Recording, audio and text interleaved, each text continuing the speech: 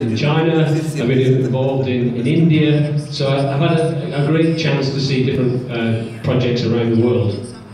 And currently I'm focusing on where beef can work with our customers. So let's start.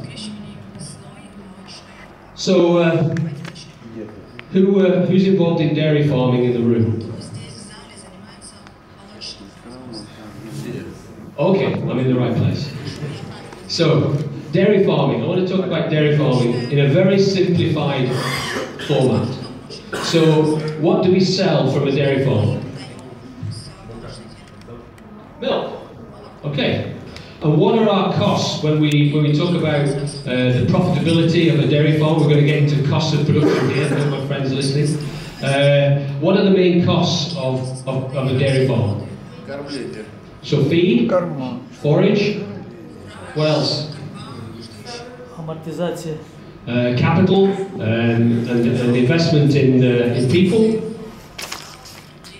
What else? So reproduction, a lot of what Hanando was talking about, getting cows pregnant. But there's a whole heap of other expenses that go on the dairy farm. But a dairy farm doesn't just sell milk, does it? What else do we sell? There's two other things that we sell from a dairy farm. So we sell some cows at the end of their productive life, don't we? Yeah? And we also sell some calves, because we don't keep all the calves, we normally keep the heifer calves, but we sell off the surplus calves. So if we talk about profit on a dairy farm, what we're really talking about is the difference between our income, which comes from this, less our expenses over here, leaves us with our profit. Very simple. So if we wanted to improve profit, if we wanted to improve profit, what must we do? There's two things we can do to increase profit. We can increase income, or we can do what else? Reduce costs. Very simple. That's how we increase profit. So, that's dairy farming simplified. And what I want to do now is just show you some information from the UK. So this is a UK data set. This is a data set of nearly 1,100 farms that use our farm costing service. So it's a big data set. And we have all the information on the farm in terms of their income and expenditure, right down to profitability of the dairy farm. So this is data from 2016. So this is average data.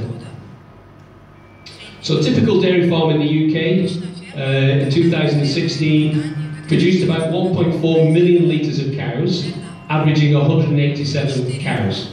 So maybe a smaller average herd size than we have here in the room, but very typical of average herd size in the UK. The average milk price in that year was 31 pence a litre. So we talk about what are the costs or the income per litre. But that farm also had the equivalent of 1.58 pence per litre income from calf sales. So the income's just not the milk. And also from cull cows sold, they had an extra 2 pence a litre from cull cow sales. So actual total income per litre was equivalent of 34 pence. Most farmers will talk to you about the pence per litre in milk, but actually it's the overall income per litre that we need to think about. Then we have all the variable expenses, and there was some good discussion this morning. My friend here was asking what the cost of production was. So in the UK, the biggest cost, averaging 6.35 pence per litre, is feed. Biggest expense. The second biggest expense is actually heifer rearing. So the cost of rearing replacements is the second largest expense on the average dairy farm. And the total variable costs come to about 16.5 pence. The average farm only spends 0.27 pence per litre on reproduction. So to Fernando's point as well, most farms don't spend a lot of money on getting their cows pregnant. They think they do. They give Us guys a hard time, too much money on semen, sex sales expensive, but actually in the overall cost of the dairy farm, reproductive costs, AI and semen is a very small cost per litre. So the average gross margin on those 1,100 farms was 17 pence. Often farms in the UK have some other enterprises, so maybe they had some arable crops, or they had some sheep or something else. That contributed another 4 pence. Overhead costs like labour, machinery repairs, electricity, water, all those expenses came to 18.75. So in that year, the average farm in that data set in the UK made just short of 3 pence per litre profit. That's the actual profit that they made. Okay? So I just want you to remember that number. So if we want to increase profit, what we can do, as I've said before, is we can reduce expenses, feed less. What happens if we feed less? We get less milk. Less labour. What happens if we have less labour? Less milk, things go wrong. So spending less is a difficult way to actually make more profit on a dairy farm. Things are normally pretty lean. What about increasing income? Yes, we're all striving to produce more milk. We can make genetic progress, we can produce more milk, we can feed better, we can produce more milk that way.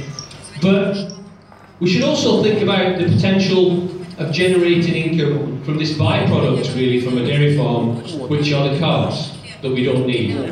So we need to retain heifers, but there's surplus calves that we can sell. So the first thing we need is we need to have a plan.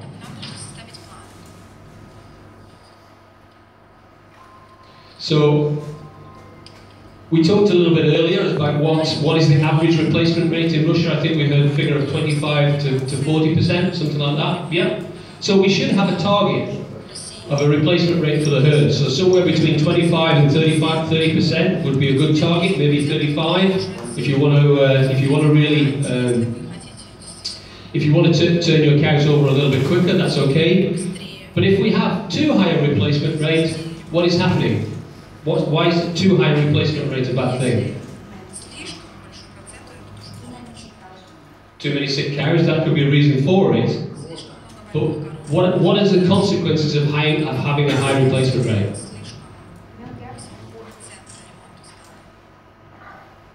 It costs money, doesn't it?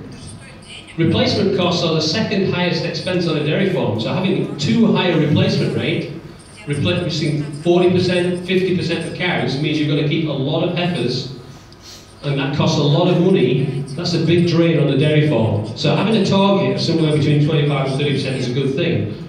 Also, if our replacement rate is too high, we're wasting genetic progress. We're bringing in new genetics, but then those new genetics are leaving the herd.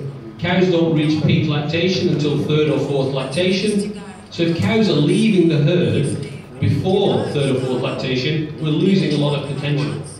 So having too high a replacement rate can be very expensive. So the main thing to do is to have a plan and set out to have the right number of replacements.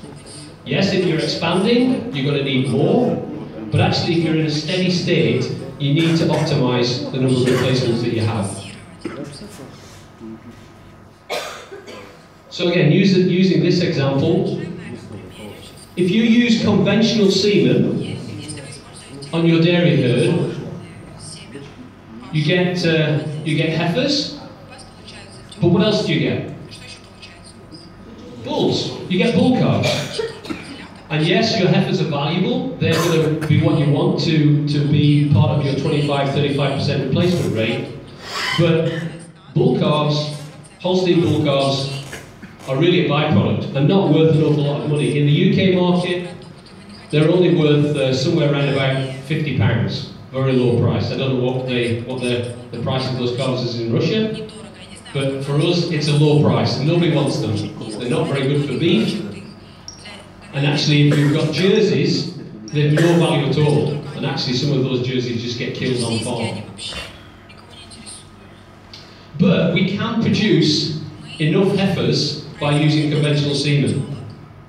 So why use sex semen? Why do we need to talk about sex cell? Because you need heifers, but you can get heifers from conventional semen. 50-50, yeah? But that's enough for your replacement rate. Okay, yeah, if you're wanting to sell, then yeah, sex cell really helps. And if you're expanding, it really helps. But as Jesus told us this morning, what sex cell does is it allows us to accelerate genetic progress, doesn't it? We breed, we get more of our heifers from the best genetics in the herd, we can accelerate genetic progress. But it also gives us an option to actually use some of the cows that we don't require to breed replacements to crossbreed with a beef bull. So if we use sex cell, and typically we're going to use sex cell on the heifers, we may be going to use it on some of the more fertile cows, but what that does is it frees up a lot of maybe older, low production, low genetic merit cows to do something else with. Because if we just use conventional semen here, but more heifers, and we get even more heifers, okay, if we're selling them that's fine, but if we just get more heifers and we're in a steady state, we're just going to ramp up our replacement rate and drive up our costs. So actually, utilising the bottom end of the herd to crossbreed to a beef animal can actually be very profitable. It increases genetic progress because we don't get any replacements from these lower cows, and we produce a cash crop that actually can help them. The difference between the Holstein bull calf and a crossbred calf is around about £200, 75 pence per litre profit. We can drive up our income from calves, so we can add an additional 2.26 pence per litre income. Yes, we're going to spend a little bit more money because we're going to be using sex cell semen, which is a little bit more expensive than conventional semen. We're going to use sex cell as opposed to just conventional semen. So yes, we're going to spend a little bit more, but it's still a tiny cost relative to the total cost that we're going to spend on the dairy. But that difference drops straight to the bottom line.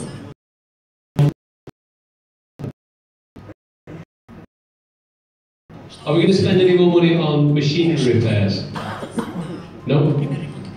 Are we going to spend any more money on fertilizer? No.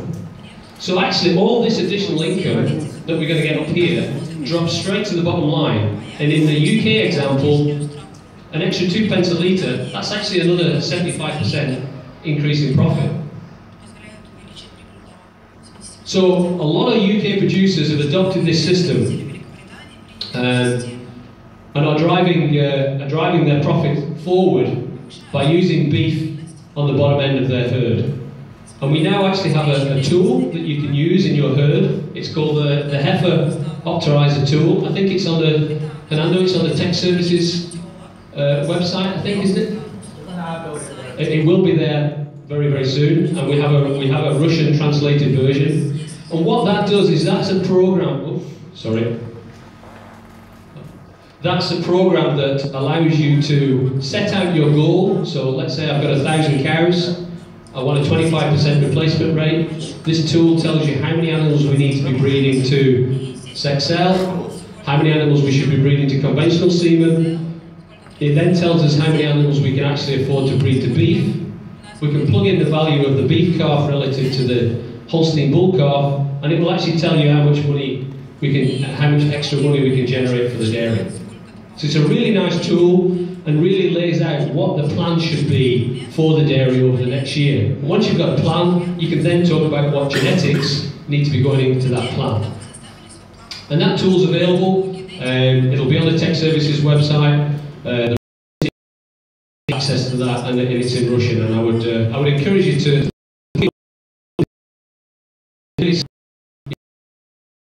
your best breeding plan is going forward. And I wanted to give you an example of a farm. So this farm is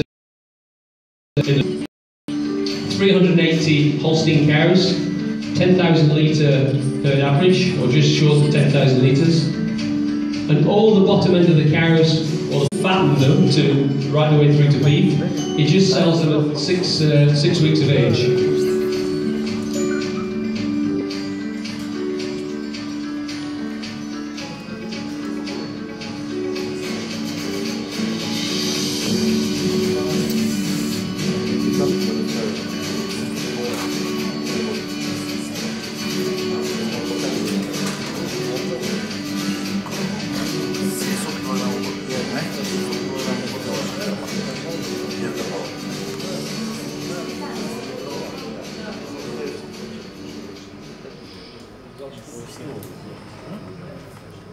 So this farm, as I've said, sorry, this is in English rather than in Russian, but this farm manages to produce, as well as producing enough heifers for replacements for their 30% replacement rate, they're also producing 250 of these beef cross calves a year from a 380 cow dairy, 250 beef cross calves.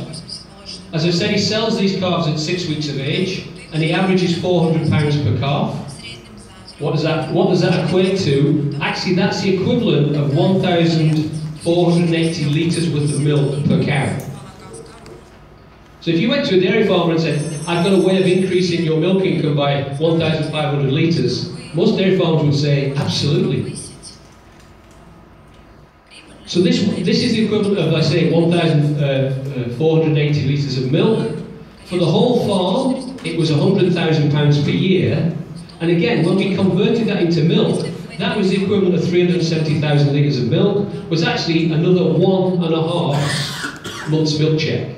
So instead of having a milk check every month for 12 months, this farmer gets 13.5 milk checks. So it's very profitable.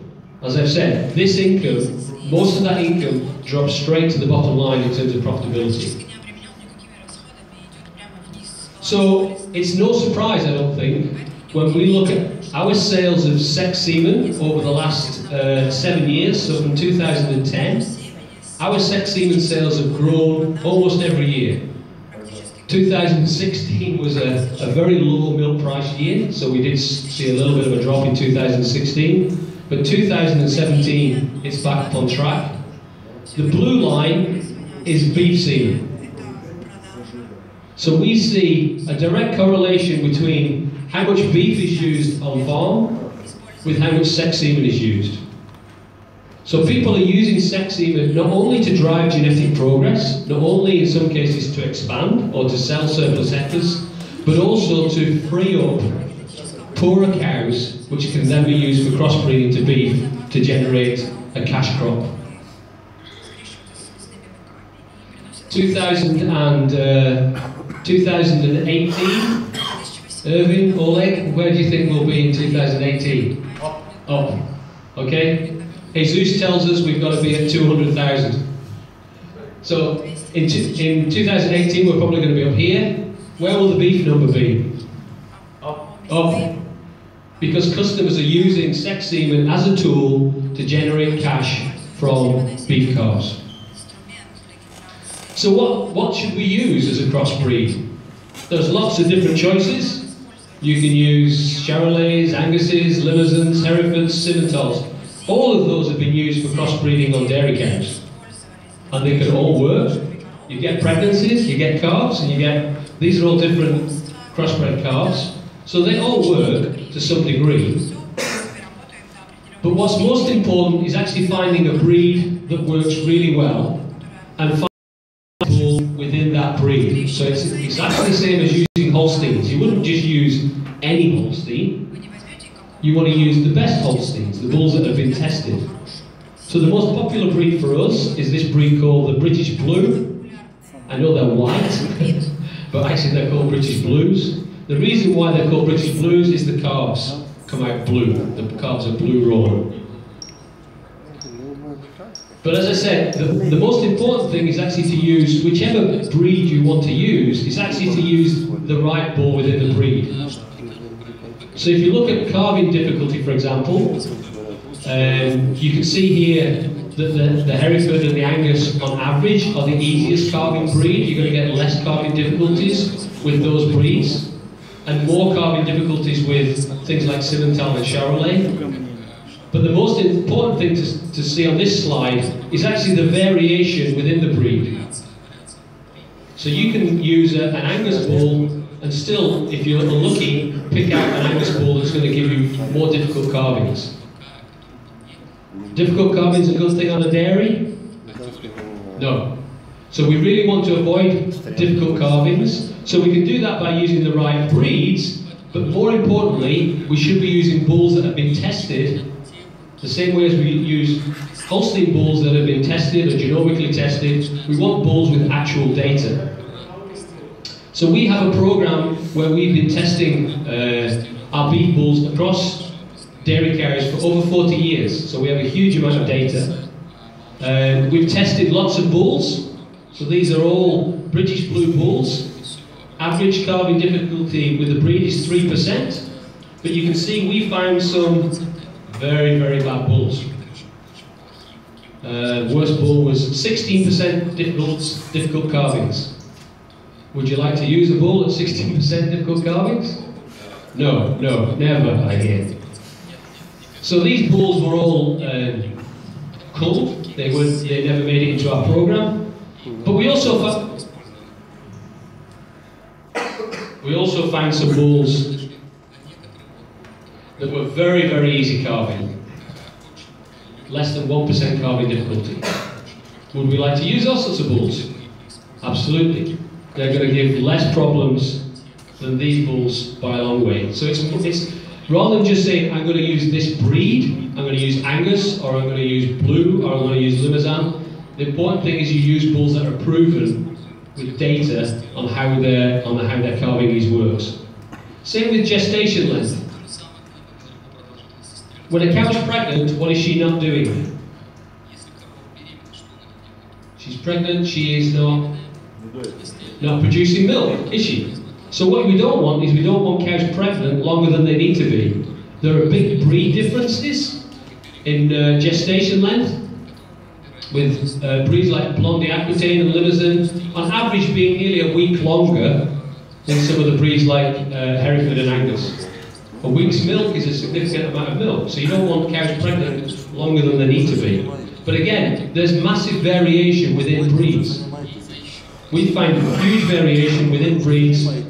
Some bulls would have pregnancies that were going on for 292, 293 days. You don't want your cows pregnant that long. It's difficult enough getting them pregnant, and then staying pregnant for an extra week or 10 days. So again, knowing bulls with short gestation length, they're the bulls that you want to breed.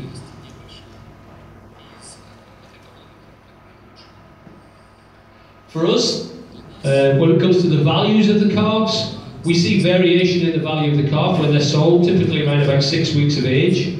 But for us, the British Blue breed has the highest value. Those calves command the highest price in the market because they perform very well once they've left the dairy. They have very high growth rates, they have very high calf conformation. I think you saw with the video, the quality of the calves is very high. So we've worked for a long, long time, as I've said, on collecting data. So all of the beef bulls at ABS that we use in our crossbreeding program, 2,000 units of semen are distributed randomly, so it's like a progeny test. The semen goes out randomly on dairy farms, and then we get data back from those farms on calving ease, on gestation length, on the calf conformation, and also the survivability of the calf. How many live calves we got relative to dead calves? Because I don't think anybody gets paid for dead calves. So we also want to know what the survivability is. And what we've done is we've used all this data for a long, long time, and we've provided this to our customers, so our customers have a lot of confidence in the beef bulls that we sell. We've tested over 500 bulls, and we have over 100,000 records. So like I say, we've been doing this for a long, long time. So when it comes to calving ease, is this a difficult calving? No? This is just a regular calving. Yeah, not difficult. 5 o'clock on Friday afternoon, cow's calving. What do? We put the ropes on, we help the cow calve. But really, any intervention in calving is going to cause problems. Is metritis an issue on dairy farms? Yeah. Where does metritis come from? From calvings. So every time we actually get involved in a calving, even if it's not a difficult calving, we have a chance of introducing infection. We have a chance then of causing metritis. Data from our transition ride program shows that about 20% of cows in the US suffer from metritis. And a lot of that metritis is coming from calving problems and interventions of calvings. So the less we have to intervene at calving time, the less chance we're going to get metritis, and then metritis is then going to lead to ongoing reproductive problems. And any of you that are familiar with our transition right program will know that metritis is a big cost and something that we're trying to reduce through transition right. Right the way through to a very, very difficult calving. So we're into, maybe now needing a caesarean section. Any dairies here have to have caesarean sections? Never have a caesarean section, yes. So when a cow's had a caesarean section, is she a problem cow thereafter? Is she difficult to get pregnant? Yeah, most of the time cows that have had caesareans are going to be difficult to get pregnant. Plus there's a big cost, veterinary cost, and then you're almost certainly going to run into metritis problems and have cows that are difficult to rebreed. So calving and not having to intervene in calving is a big issue. So if you're going to use a beef bull on the lower end of your herd, you want to make sure you're picking a bull that is easy calving, a bull that you're not going to have to get involved in calving the calf. And yeah, the ultimate is the whole thing goes wrong. You lose the cow, you lose the calf, and you've got a big vet cost. So we've been able to calculate what is the value of our bulls in terms of their calving ease that they deliver. So we've translated that value into a financial figure. So the good bulls get a higher financial value, our poorer bulls get a lower financial value. So we've calculated that the very best of our bulls have an advantage of £17 in terms of calving ease that they deliver. Likewise with gestation length, if a bull transmits short gestation length, it's going to transmit more value relative to long gestation length. We've also been able to validate the value of dead calves relative to live calves. And we've also been able to validate the value of the calf when the customer comes to sell it. What is the extra price he gets from the higher confirmation calf? That whole value that we've calculated, we call beef advantage. So it's the sum of the parts. What is the value that we get from calving ease? What is the value that we get from short gestation? What is the value that we get from the confirmation? Value of the calf? How many live calves do we get relative to dead calves? So we can now rank our bulls relative to the value that they provide to our customers, our dairy customers, when they want to use a beef bull. And it's a simple tool that customers can use. It's very similar to, say, net merit or TPI, or in the UK, our dairy index is called PLI. The highest bulls are the best, and customers can then choose where they want to be in terms of the price that they want to pay relative to the beef advantage that the bull delivers. So this would be typical of one of our bulls. This is a British blue bull, and he has a beef advantage of just short of £48. It allows us to rank our bulls, and of course we now price our bulls relative to the beef advantage that they deliver. We've also been able to do a comparison of ourselves against our competitors. So we've been able to gather price data on the calves that have been sold from the dairy, and we've been able to look at the price achieved by calves sired by our bulls versus calves sired by our competitors. And what we've seen is that actually, because of the work that we've done in terms of selecting the right bulls and actually testing the bulls before we actually put them on the market, that actually there's a significant value advantage when the customer comes to sell the calf. So against our competitors, our bull calves from our British Blue bulls are achieving an extra £44 premium, and again, the heifer calves are achieving a £33 premium. So when the customer sells the calf, he's getting a premium on the price of the calf, but he also is going to have less calving issues, he's going to have shorter gestation, and he's also going to have more live calves. So we're adding value to the dairy farmer's bottom line all the time. And as I said, we've tested a lot of bulls. So these are all our British Blue bulls. We've tested nearly 150 bulls. We've got over 40-odd thousand observations of calvings, and we found a huge range. So like I showed you with the calving ease, we had some bulls that are very bad for calving, while they ended up with very bad beef advantage scores. Those bulls all got culled. But these bulls here with the positive and very good beef advantage bulls are the ones that we currently market. We do the same for other breeds, so we have the same program for Aberdeen Angus and Limousins. We'd be able to collect all the data and do the same thing for multiple breeds.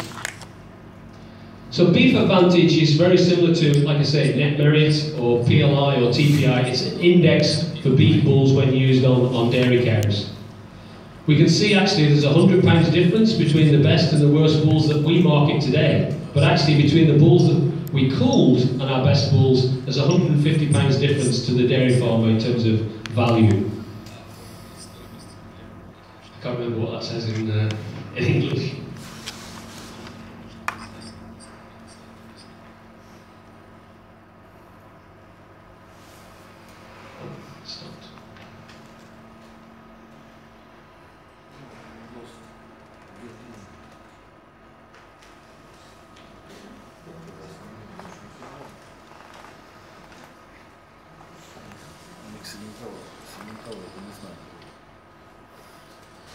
Sorry, it's available on all our other breeds as well as our British Blue. So this is what we've done. Beef Advantage is really our new program, our new index for beef bulls used on dairy herds. And I know we have brought in some British Blue semen into Russia to try it on some dairies. But again, it's proven bulls that have got data behind them that we'll be bringing in. But at ABS, we also want to look beyond the dairy.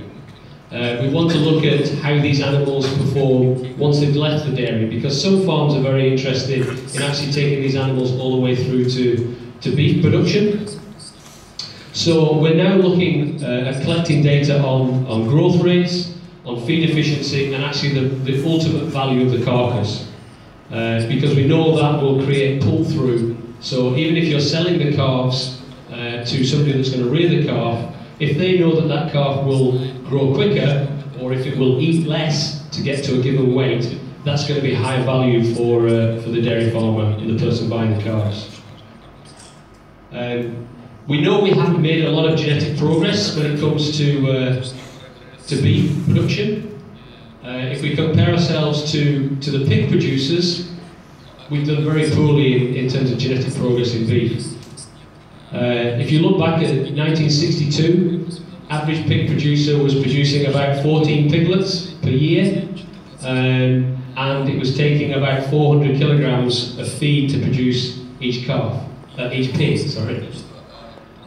If you go through to now, to modern pig production, we're looking at 26 piglets per sow per year, and we're looking at only using 273 kilograms of feed for each pig produced.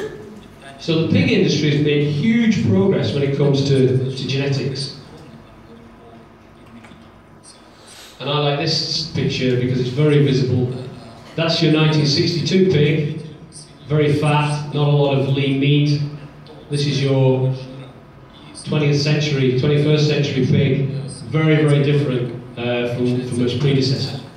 So in the beef world, we've not made anything like that level of progress. So our objective is to move forward, and we have a program called New Era, which is our proprietary genetic program, whereby we're looking now, driving performance forward in beef genetics to identify those animals which are more efficient. So we've already done beef advantage, which is the bit that's interesting to the dairy farmer, but we're now looking, as I said, at data beyond the dairy, looking at feed efficiency, looking at growth rates, and looking at the carcass value at the very end. And once we've done that, we're going to build alongside that a genomic evaluation to enhance that genetic evaluation. We already know that actually when we compare the performance at slaughter of some of these crossbred animals, so here's the crossbred British Blue out of a Holstein, at slaughter weight compared to a pure Charolais and a pure Limousin, actually the crossbred performs almost equally as well. Why is that? Anybody want to guess? Growth, exactly. The Holstein, we've done a really good job at carving the Holstein at a younger and younger age. And how have we done that? We've actually made the Holstein grow quicker and quicker and quicker. So actually the Holstein transmits an awful lot of growth rate into a crossbred calf. And actually the crossbred calves are actually growing as quick as purebred beef animals. So we're harnessing that growth rate that actually comes from the maternal side, from the Holstein dam, and combining that with the meat ability of the British Blue, and actually we end up with a pretty efficient animal. If we look at the conformation of the carcass, so the value of the carcass, again, the crossbred calf, Holstein Cross Blue, competes very favourably with the purebred Charolais and the purebred Limousin. There's the pure Holstein weighing these out there. So the Holstein has got no meat on it, but when we cross it to the Blue, we actually get an animal that performs almost the same as a pure beef breed.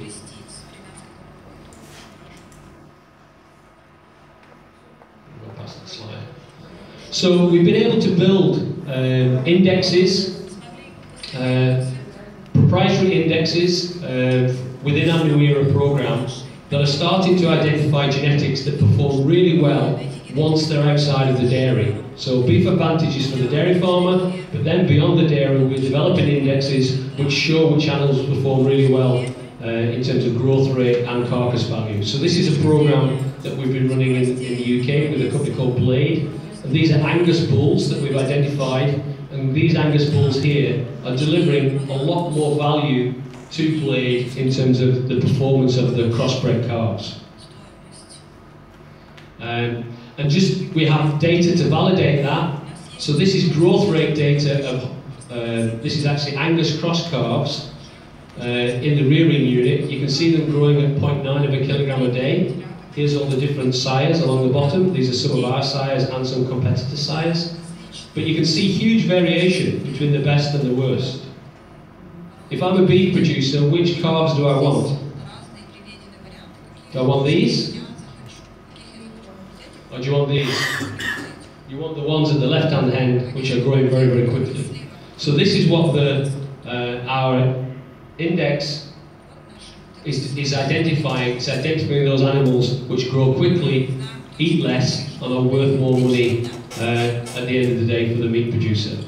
And actually we've identified in that program a difference of over £100 between the very best and the worst animals on the Angus program for Blade.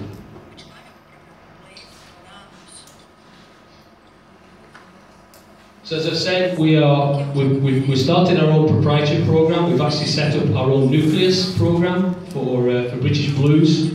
We have our own females, and we're flushing those females. We're doing genomic testing and driving our genetic progress forward on our New Era indexes.